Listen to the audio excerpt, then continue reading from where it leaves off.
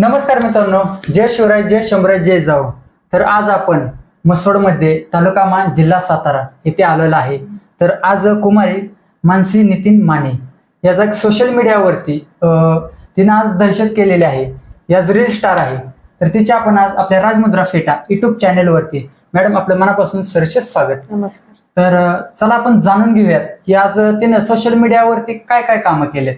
तर आज तिच्या एका व्हिडिओमुळे म्हणजे आमच्या म्हसवडमध्ये की पुलाचं काम म्हणजे धोकादायकच आहे की ते पुलाचं अँगल वगैरे वर आले होते. तर तिच्या एका व्हिडिओमुळं आज प्रशासनाला तातडीनं कार्य करावंच लागलं. तर मॅडम खरंच तुमच्या कार्याला आज कोटी कोटी प्रणाम की आज तुमच्या त्या व्हिडिओमुळं एवढा ग्रोथ झाली की आज आमच्या म्हसवड पुलाचं काम चांगलं म्हणजे कोबा वगैरे करून ते व्यवस्थित झालेलं आहे. मग तुम्हाला असं का प्रेरणादायक वाटलं? आज आपल्या राजमुद्रा फेटा युट्यूब चॅनलला भेट दिल्याबद्दल मी तुमचा मनापासून आभारी आहे. तर थोडीशी आपल्या राजमुद्रा फेटा युट्यूब चॅनलला ओळख करून द्या. मी मानसी नितीन माने, राहणार म्हसवड, तालुका मान, जिल्हा सातारा.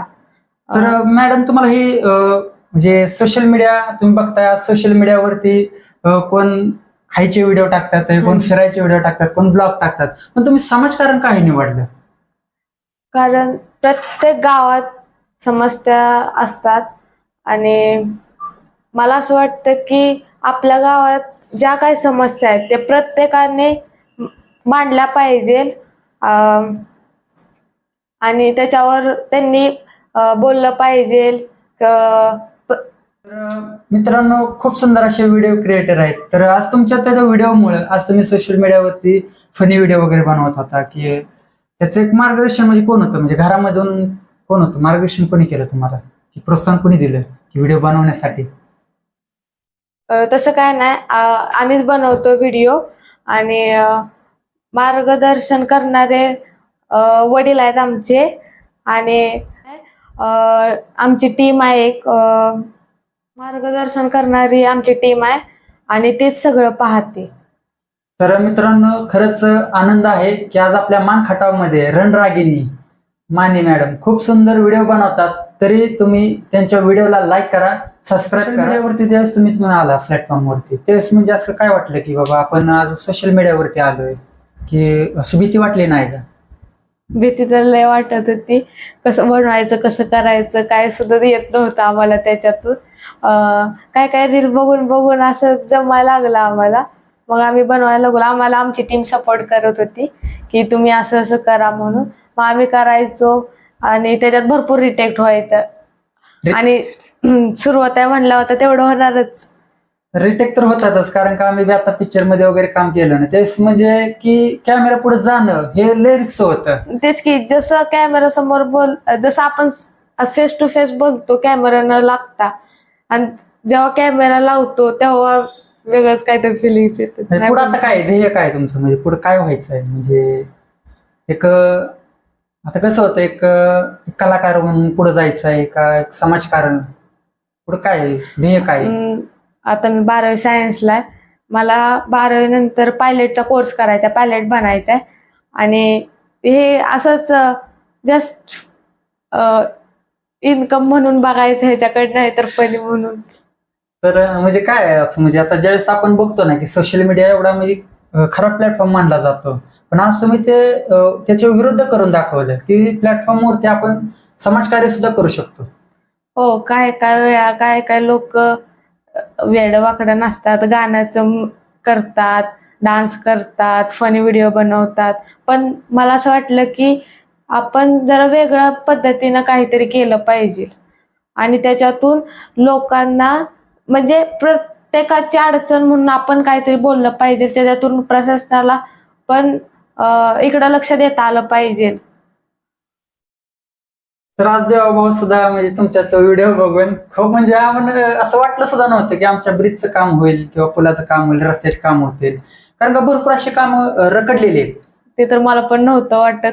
म्हणजे मी येता जाता पण बघत होती ती आणि माझीच अडचण नसून मी सगळ्यांची अडचण म्हणून त्याला बघितलं आणि बनवून टाकली रील मी. आणि मला वाटलं नव्हतं की त्याच्यावर लगेच काम चालू होईल, पण सत्य परिस्थिती मांडल्यावरती त्यांना प्रशासनाला समजलं की ते काम चालू करायला करायची गरज आहे. गरजच आहे. त्याच्या मग त्यांनी काम म्हणजे चालू केलं. आजपर्यंत आम्ही बघितलं का नाही की आता म्हणजे आमच्या या गावची यात्रा मसवडची सिद्धनाथ माता जोगेश्वरी खूप मोठं म्हणजे प्रसिद्ध मंदिर आहे हम्म. की तिथं लाखो भाविक येतात.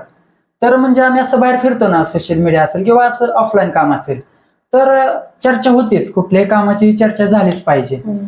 महत्वाचं आता आम्ही एवढं बघतो की आता मस्त ह्याच्यावरती व्हिडिओ निघाले, तेवढं पुरतं काम करायचं, डबरी भरायची, हम्म. परत ते पावसाला की धुवून जायचं. तर आज आपण बघतोय की डेव्हलपमेंट चांगली व्हायला लागली की सिव्हिल इंजिनिअरिंग मध्ये वगैरे रोडच्या कंस्ट्रक्शन मध्ये भरपूर म्हणजे फॅसिलिटी भरपूर आलेली आहेत. तर त्याच्याबद्दल काय म्हणजे असं म्हणजे काय वाटलं की बाबा तोच व्हिडिओ बनवायचा, दुसरा व्हिडिओ होताच. नदीच्या पलीकडे आमचं घर आहे आणि आम्हाला गावात जायचं म्हटलं तिथूनच जावं लागतं. आणि त्याच्यावर असं साड्या पूर्ण वर आलेल्या, त्याच्यावर सायकल पण जात नव्हती.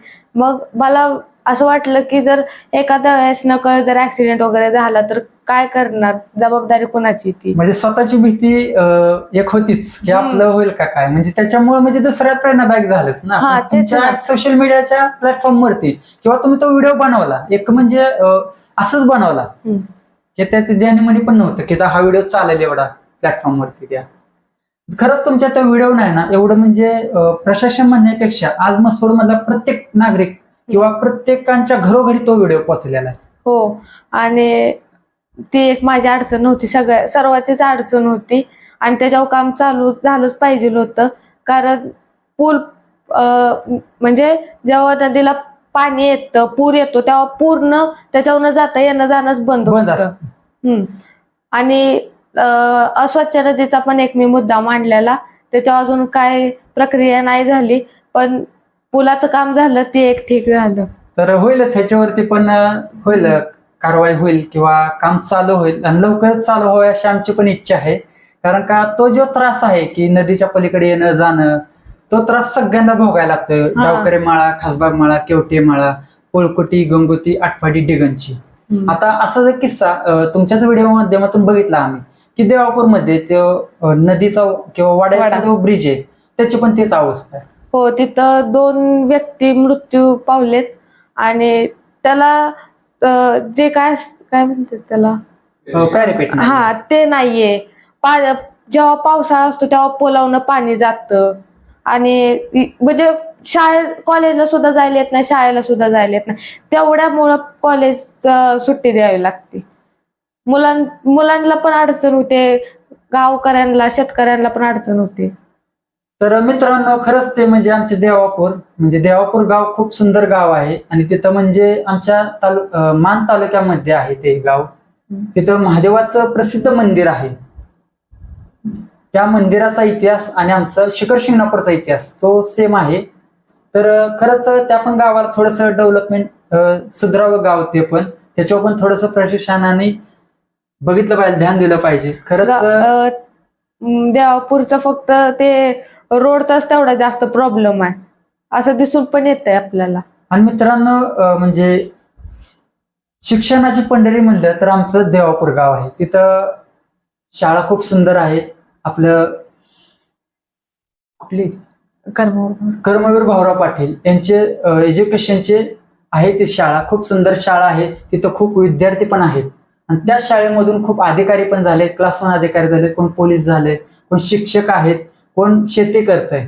म्हणजे अशी जी शाळा आहे ना त्या शाळेमध्ये कोणताच विद्यार्थी फेल नाहीये.